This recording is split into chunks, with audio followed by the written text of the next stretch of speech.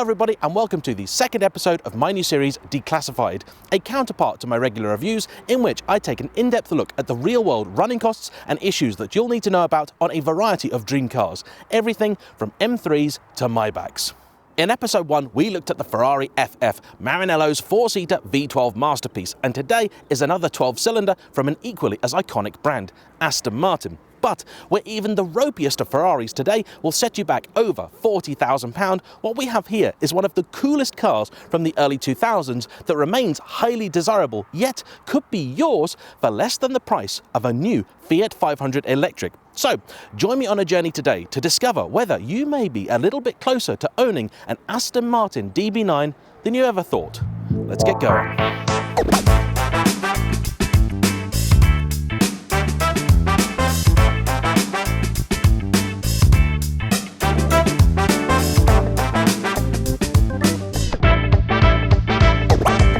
Sure, it's not a perfect car. You'd certainly not call it ugly, but to my eyes it has aged nowhere near as well as the Vantage that came out just 2 years later.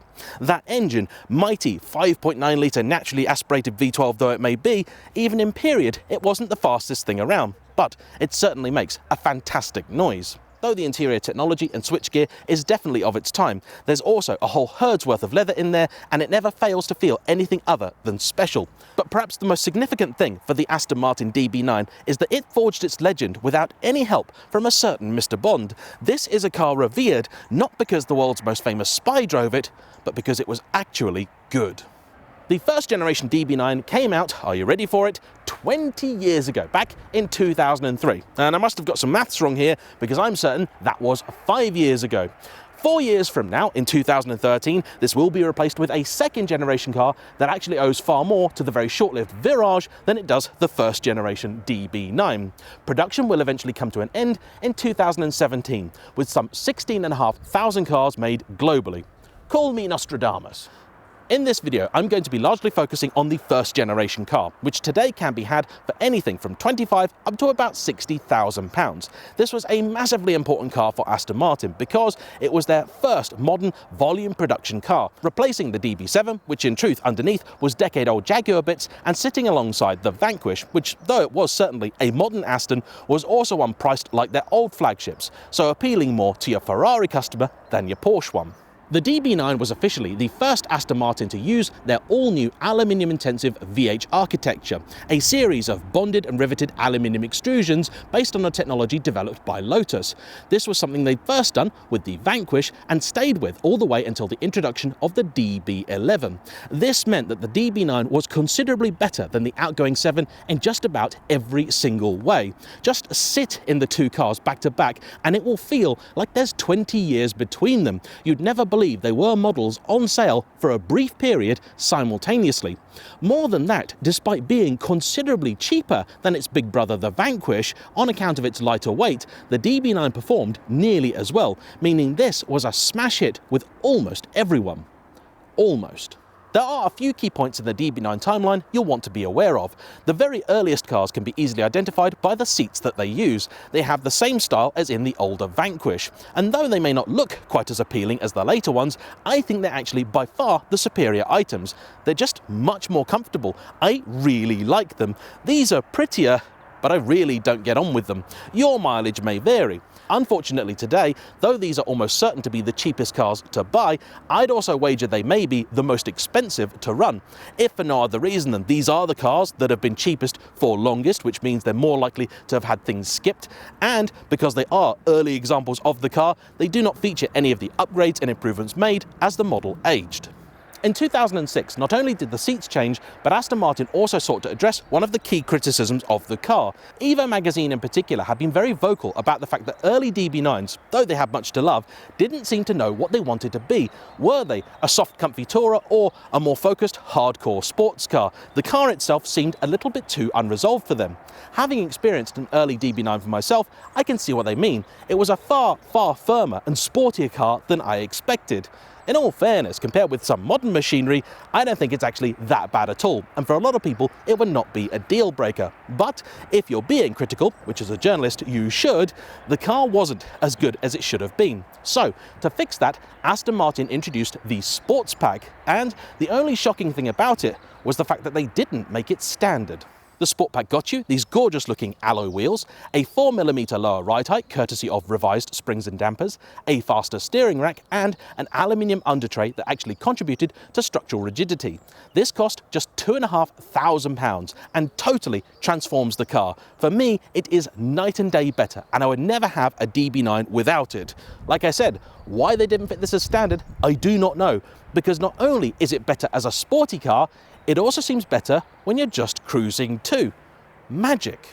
It was in 2009 the first generation car received its most significant update. Visually, the tweaks were subtle. The front grille changed, as did the wing mirrors. However, under the bonnet, that V12 received another 20 horsepower, bringing the total to 470. The automatic gearbox was also upgraded, still a 6-speed ZF torque converter automatic, but now branded Touchtronic 2 and featuring quicker shift times and overall a better action. It is a much improved box. But the most significant difference of all is to be found inside, where the old waterfall layout was replaced with a second generation version featuring the infamous Aston Martin glass key, otherwise slightly cringingly known as the ECU, or Emotional Control Unit. It featured nicer buttons and switches for everything and made the whole cabin feel just that little bit more premium, again addressing one of the key concerns that the original car had.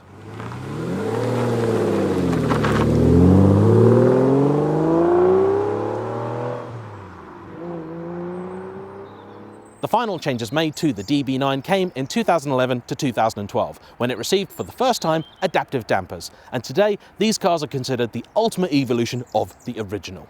What we have here, I think, really represents the sweet spot in the lineup. This is a 2009 car equipped with the Sports Pack, so it has all of the upgrades to the engine, the gearbox and the interior of the later cars, plus the dynamic enhancements brought to it by the Sport Pack, but without the premium attached to the later cars with the adaptive dampers.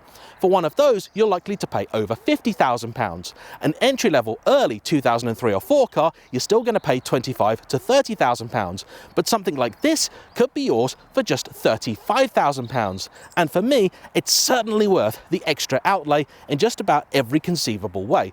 This is far more than £10,000 car better than an example at 25 grand. Just in case you don't recognise it, today's star car has been kindly brought to me by its owner Ben, a fellow YouTuber from the channel Dad Cars. And if the name hasn't given it away, what he does on his channel is look at vehicles much like this from the perspective of being a father of 4 young children, helping people work out whether they can own something like this while still having kids. I think it's a fabulous thing that he does because he firmly believes that enjoyment of vehicles isn't something that should evaporate the moment you become a dad. Good on you, Ben.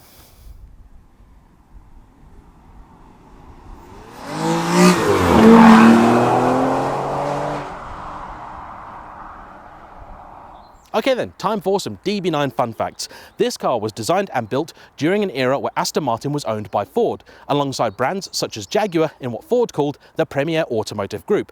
It is for that reason that the bonnet release is on the left side of the car, despite it being British, that you could have a heated front screen, very popular Ford and Volvo thing of the era. You also will notice a lot of the switchgear in here is derived from Ford, Volvo or Jaguar products, and even the key in the very early cars was the same as you'd get in a Ford or Volvo or Jaguar of the time, though with slight differences to the Ford for the particularly pedantic out there. There are also many theories as to why Aston Martin called this the DB9 rather than the DB8. One is that Aston Martin felt the leap over the outgoing DB7 was so huge, one was not enough. Not sure quite how they justify calling the DB7 the 7 after the 6, but there we go. A much more plausible story is that Aston Martin simply didn't want people thinking this was a V8 engined car, because it never was. And finally, the working title for the DB9 sales brochure was 50 Shades of Grey. All joking aside, Aston Martin owners aren't exactly original when it comes to colour choice, are they? Says the man who owns 2 Rosso Corsa Ferraris. But in defence of the DB9, it doesn't wear the bolder hues, the reds, the blues and the greens, anywhere near as well as, say, the Vantage. But if you are on the hunt for a DB9 and you want a silver or grey, do be aware there's quite a few of them to choose from, with some looking spectacular. However, photos and video never do them justice. Even in print, you rarely get the true impression of what the colour is like in person, especially on a sunny day, which appear to be in short supply at the moment. However, take my word for it, if you're thinking about buying one of these cars, do get to see some of them in person before you commit to your colour choice. Okay, then on to the numbers, and why not begin with good news? Insurance. These are often a lot more reasonable than you might imagine. In fact, just about everybody I know who's come to an Aston Martin from an M3 or a 911 has found that these are cheaper to insure. In some cases, considerably so. Ben is 34, and this really is his primary car, so he does quite a few miles in it. Even so, his insurance policy, with no points, costs him just £400 a year. And for the type of car this is, I think that is a bargain.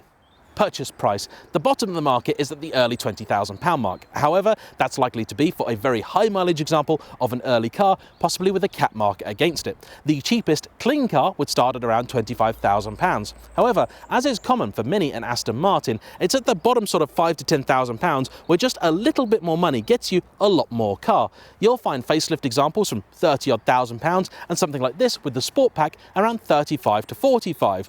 Manual cars are available and these days command a significant premium, with those being priced generally at about the £45,000 mark. And I would have to say, I don't think they represent that great a value for money. The last of line cars with the adaptive dampers are still going to set you back between £50,000 and £60,000, and for me, I'm not entirely sure that they're worth it. I'd save a little bit extra if you can, because from just over £60,000, you could get yourself into a second generation car, which is a huge step forward. Once again, I've partnered with my friends at Charles & Dean to bring you some sample finance rates on the DB9 to give you an idea of what it would cost to have one of these if you prefer to pay monthly. Unfortunately, over the last few months, interest rates have risen dramatically, meaning all cars on finance now are a little bit more expensive. However, still, I think the DB9 represents excellent value for money.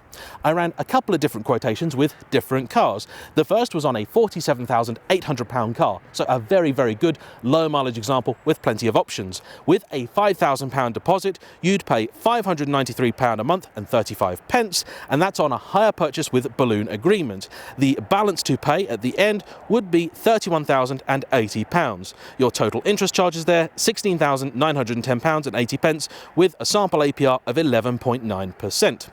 The same car, but on a hire purchase to own agreement with £5,000 down again, would result in 60 repayments, so that's a 5-year deal of £940 and 49 pence, with a final payment at the end of £1,010 exactly. Your cost of finance there is a slightly lower £14,789.40, and that is with a sample APR rate of 12.9%. I then looked at a slightly cheaper example for you, a £35,000 car, so one exactly like this, and again on a straight HP with £5,000 down as a deposit, you'd be looking at 60 repayments, so a 5-year term again, of £658 and 83 pence, with a final repayment of £660. So even in today's money, you could have one of these and at the end own it for far less than the payments on a brand new BMW M3. I'll leave it up to you to decide whether that's a good deal or not. It will likely not surprise you to hear that when it comes to things like servicing, a DB9 will cost you a lot more than the equivalent 911, though they are considerably cheaper than older Aston Martins and your equivalent Ferrari. One thing to note, though we have a great selection of both main dealer and independent Aston Martin specialists in Britain, when comparing prices between the two, it may not be as straight cut as it seems. On occasion, I have encountered scenarios where an independent appears to be charging more for the same job than a main dealer. However, when you look into it, what you'll find is that they're actually doing a lot more work at the same time, meaning though it's a technically more expensive job, it's also much better value. Servicing on a DB9 is recommended to be carried out annually or at 10,000 mile intervals. A minor consists of oil, oil filter, air filter and brake fluid. This will cost you between £600 to £800, but before you scream at the TV that this is terrible value for money, please note, these are not the easiest cars to work on. I know a few of my friends who've decided to save some money by doing the service themselves, and they've all regretted. A major service is recommended at 40, 60 and 80,000 miles, though not 100. Don't ask me why. At Bamford Rose, this adds the pollen filter, wiper blades, key fob battery and extra checks to your minor service. The total cost for that is around £1,000. Main dealers seem to charge around £1,200. Coils and plugs are an area of some debate when it comes to DB9s. Aston Martin recommend replacing the spark plugs at 7 years. However, by their reckoning at that time, the car will also have done 70,000 miles. And the fact is, very few of them have. So many specialists, like Bamford Rose, recommend simply that you inspect the condition of the spark plugs, and if they don't need replacing, carry on. The reason for this is to replace the spark plugs, you need to remove the inlet manifold, and that is a labour-intensive job. I have seen £1,200 quoted at a main dealer for the replacement of the plugs, and many people feel that if you're going to do the plugs, you may as well do the coil. And remember, there's 12 of everything. If you do think that plugs and coils need doing, budget at least £2,000. Tyres are fairly easy, you have a good choice available, though my favourite would be the perennially popular Michelin Pilot Sport 4S. A complete set will set you back about £1,000.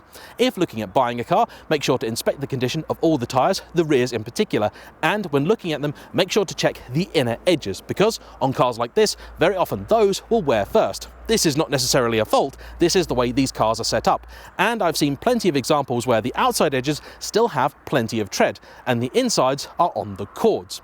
Another thing to check when it comes to any premium performance car, particularly one with very low miles, is the age of the tyres. My personal cutoff is 6 years.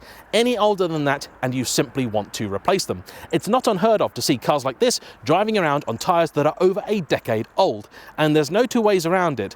Those will be dangerous, especially in conditions like this. Just in case you don't know how to do that, on the side of the tyre you'll find it. It's a 4-digit code. Here you have one, 2622. That means the 26th week of 2022. So these are very, very fresh tyres. And do check all of them. It's not uncommon to find tyres from one side of the car to the other that are very different ages.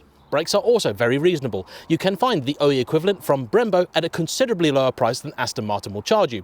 For discs and pads, you're looking at about £800 on the front axle and £1,000 on the rear. Anything with a 5.9 litre naturally aspirated V12 was also never going to win awards for fuel economy. Expect, as an average, very high teens, or if you enjoy the car a lot or simply drive around town, low teens. On a run, you will get into the 20s, but that's only if you're sensible.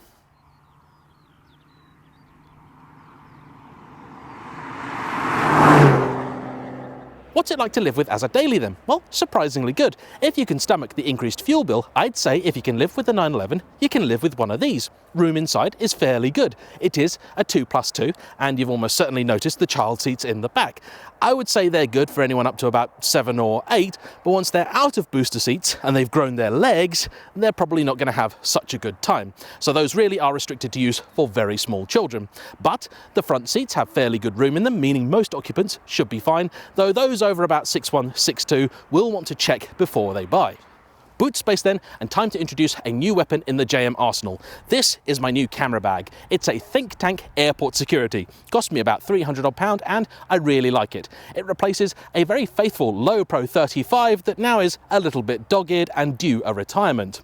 By having the same bags in each car, you'll get an idea of how big the space compares between them. The reason I'm telling you about this bag is because my new one is almost exactly the same dimensions as most airports will allow for a carry-on. Generous ones anyway, certainly not Ryanair. So this is a uniform size that's going to be common to many people. How does it fit in the DB9? Well, it will go in, but as you'll see, it does take up a fair bit of room. So the DB9 boot space is okay. In case you're wondering why the rear boot space is so restricted, despite this being a GT car, it's the same reason as a Ferrari. At the back you'll find not just the boot, but also the fuel tank and the gearbox. Speaking of which, these cars came with a choice of 2 gearboxes. By far the most popular, at a ratio of about 40:1, is this automatic. However, you could also get these with a manual, but I'd advise against it for several reasons. First off, it's not actually a great box. The clutch in particular really isn't that enjoyable or intuitive. Secondly, many manual cars also have very poor specifications. They were equipped with a manual because it was cheaper. And lastly, if you want a manual, that's likely because you want a sporty experience. And the fact is, the Vantage is going to give you much more of that. And in the Vantage, the manual was far more common, meaning that you're not going to pay anywhere near a premium for it. A good early Vantage with a manual you can get for about £30,000, but the DB9 is more like 45. It's when you look at manuals, these really are bad value for money by comparison. The rest of the time, they're actually much better. And if you do want an auto, a DB9 is much better than a Vantage because those have the single clutch automated manual that has its own problems. The car is about 4.7 meters long, making it almost exactly halfway between a 911 and a Maserati Gran Turismo. The seating position is very low, the bonnet very long, and driving it can be a little bit intimidating if you're not used to this kind of thing. Working out where the corners of the car are can take some time. However, you will get used to it, and if nothing else, it really does feel quite special. You have that kind of sitting in a bathtub feeling in here, which you don't get in many other cars. If you've driven a Jaguar XK of some description, you're about halfway there to the experience. And if you can manage one of those, you can definitely manage one of these. Perhaps surprisingly, I'd say in multi-story car parks, these can be a little bit better than your average 911. Some I've driven with a sporty front splitter on can be really bad, but these generally seem fine. Just about all of them will have some scrapes underneath, and if you're going to buy this kind of car, that's something you want to get used to.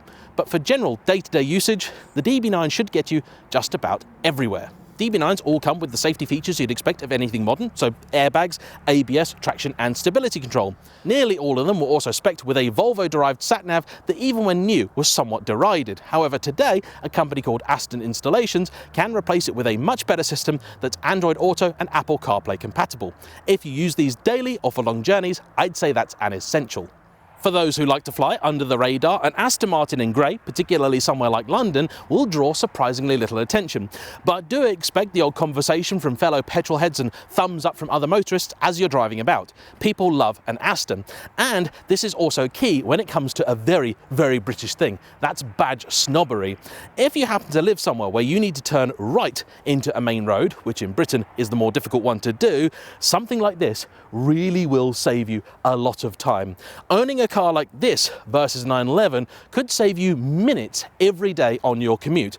And just think about it this way, that's 5 minutes every morning and every evening that you could be spending with your children. And that might be just enough time to stop them turning into crack addicts. And really, when you look at it that way, this could be the most sensible purchase you've ever made.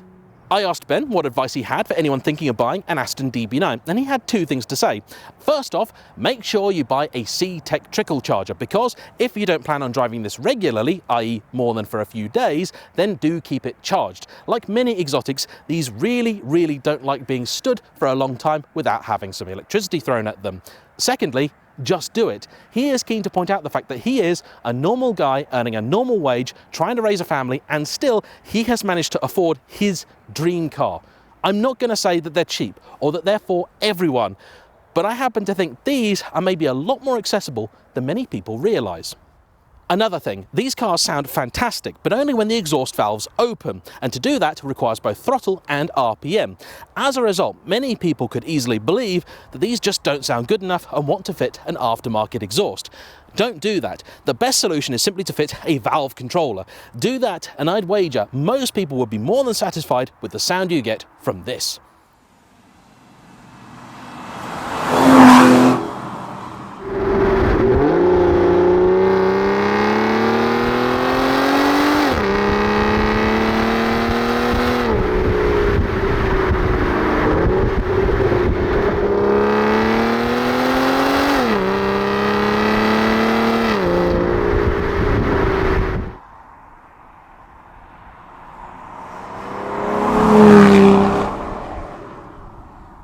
Okay, then on to some of the bad stuff. By far the most common issue, and the one that you're most likely to face, is paint corrosion. All Astons of this era seem to suffer from it. And remember, they're mostly aluminium body panels, meaning fixing it can cost you a bit more than you might expect. Even the second DB9 still suffers from it. It's something Aston really never tended to. Why? I don't know, because it is annoying and something that shouldn't happen in a car of this type. But I'd also be lying if I said Ferrari weren't really any better. So just something to watch out for. ECUs on this era of Aston Martin can also be problematic, with repair or replacement costing hundreds or sometimes thousands of pounds, with parts on occasion being very difficult to find. The main ECUs themselves have been known to fail. On this car, the airbag module was replaced at a cost of 600 quid, and window modules are another well-known failure point on early pre-2010 DB9s, with the recommendation being to get one from a later car. It's not cheap, but it will at least work better for longer. Aston Martin owners are famously protective of their glass key. By default, you only got one, with a plastic spare, that many choose to use instead. Glass keys are possible to repair if damaged, with several companies now offering a service from a few £100s. But if you lose it, budget potentially over £1,000 for a new one. Though early cars did suffer some well-publicised failures, overall Aston Martin's 5.9-litre naturally aspirated quad-cam V12 has proven to be a very reliable thing. The consensus seems to be that with early cars in particular, the issue was, by the time the low oil warning light came on, the damage was already done. Even still, today I would recommend, if you have a DB9, that you check your oil on a weekly basis. And unlike the majority of Ferraris, this is a wet-sumped engine, meaning doing that is actually considerably easier. The biggest thing to look out for would be worn liners, and the telltale sign for that is a very characteristic ticking sound coming from the engine. Unfortunately, there is no easy solution to fix that. It's an engine rebuild. Budget some 20-odd thousand pounds. And that's one of the many reasons, if you are thinking of buying one of these, a pre-purchase inspection is essential, because that noise will not always manifest itself when you first start the car. One well-known cause of issues with the DB9's engine is the PCV system. This is a function whereby excess pressure in the crankcase is vented out into the car's inlet. This is not at all unique to Aston Martin, pretty much every car has this. However, on occasion, that PCV valve will stick open. And what happens then is the oil particles can continually flow out of the crankcase into your engine, where they're then burned, increasing emissions, damaging parts as they go, but also consuming oil, meaning it can lead to a situation where your engine has burned all of the oil it needs to lubricate itself. No prizes for guessing what happens next. Unfortunately, the PCV, like the spark plugs and coils, is another item hidden away below this inlet manifold, meaning that replacement is very expensive. Checking it's working correctly isn't quite so difficult. But please don't let that put you off, because happily, over the last 20 years, these cars have proven to be a fairly safe bet. And though they will cost you, I'd say, more than the equivalent Jaguar or 911, they're also likely to cost you less than the equivalent Maserati or Ferrari. A lot of people have asked me if, as part of this series, I can do a sort of 4-year overall costing, but the fact is that's very, very difficult to do, because if you say need to replace the brakes or a clutch or something like that, that can change the figures dramatically. And I feel like whatever it is that I quote to you is likely going to be wrong. As a general rule, ignoring fuel and insurance, I'd say budget around £2,000 a year to run one of these, plus the aforementioned slush fund of a few £1,000s. And hopefully, most years, you'll save some money. Then that means for the year where the car decides and wants to cost you more, you'll already have everything you need set aside. Generally, I think they're a pretty safe bet. Who then would suit a car like this? Curiously, I'd say this is a great buy for any petrolhead that feels they need to own a V12. It's actually one of the cheapest and most dependable ways to get you into that iconic format. I know you can get a 7 Series or an S-Class with a 12 for a lot less than this, but I'll also almost guarantee you that keeping one of those going is going to cost you a hell of a lot more. And let's face it, when people ask you what you drive, do you want to say an old 7 Series or an old Aston Martin? I know which I'd rather have. It is also, for those same reasons, one of the best ways into Aston Martin ownership. For a very long time, the role of the cheap entry Aston was held by the DB7. But today, even buying a DB7 may well cost you a lot more than a nice DB9, particularly if you want a manual V12. Get an automatic one of these, and it's going to be a vastly easier car to live with, from both a driving it and owning it perspective. The magic of the DB9 is also that as a proper old-school GT car, it is equally as capable of doing the daily driving thing and the occasional trip up to Scotland. It will feel special every single second that you sat in it, and it really is sensational value for money. Think about it, 30-odd thousand pounds makes this cheaper than the vast majority of hot hatches out there. In fact, let me put it to you this way. Would you rather have the new, and I'm sure very, very good, Honda Civic Type R, or this and a Mercedes AMG E55 for the weekdays? Because they would actually cost you the same as the Civic. Yeah, unbelievable, isn't it? And yet true. I also would not recommend this to anybody not well versed in high-performance rear-wheel drive cars. The combination of the automatic gearbox, the prodigious torque from the V12, and the rather archaic traction control means that this is a car that in inclement conditions really can take you by surprise. You'd be very, very easily fooled into thinking it was a bit of a pussycat. But if you take liberties with it, it really, really will not take prisoners. And I happen to think that if you are the sort of person that's used to modern day cars with dual clutch gearboxes and the like, this may feel just a little bit too old school. For those of us old enough to remember 1990s automatic gearboxes, this is great. And to me, it certainly doesn't get in the way of your driving enjoyment. But if in terms of age of vehicle, this is a step back, you may not get on with it. Certainly not as a first purchase. I could be wrong, but That's my inclination anyway. Potential competitors? Well, when you look at anything like this, a 911 is never far away. And for this particular car, you'd really be comparing it with a 997. For this money, you could get a very good one, potentially a second generation Carrera 2S. And that will really drive a little bit better than this, certainly in terms of feel, feedback and everything else. It will be a little bit quicker point to point on account of the balance, the poise and the format of it, but it will lack that special feeling that the Aston Martin has. Doing the special thing a little bit better than a 911 would be a first generation Lotus Evora. They also have plenty of leather inside, they don't feel anywhere near as nice as these, however to drive they're just as good as the 911 if not better, and they also do the GT thing marvellously, perhaps the best of all three, believe it or not. But I think I trust a 30 grand Aston a little bit more than a 30 grand Lotus. In this series, I also like to try and offer you a still fun but somewhat sensible alternative. Ben's recommendation was a Mustang, but I hate driving those, so no. Another would be a Rapide. If you need proper back seats, that's the Aston you have to buy, and I should be getting my claws into one of those soon. But as it's basically the same thing, I'm gonna say no. Another would be the Maserati Gran Turismo, but as I suggested that last time, I've also got to say no again. What then would you get? Well, the obvious thing is a Jaguar XKR. For this money, you should be able to get yourself into an XKR S, and those are fabulous cars. Even more power, 550 horses, and oodles more torque, courtesy of a supercharged 5-litre V8. And a marvellous thing it is. The gearbox is similar to these, those don't have the option of a manual, and the looks will divide opinion.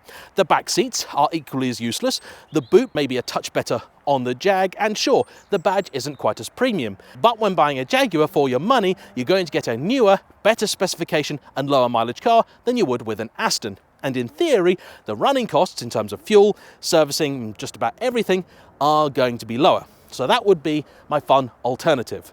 And at the end of the day, look at it this way. This or a brand new Ford Cougar.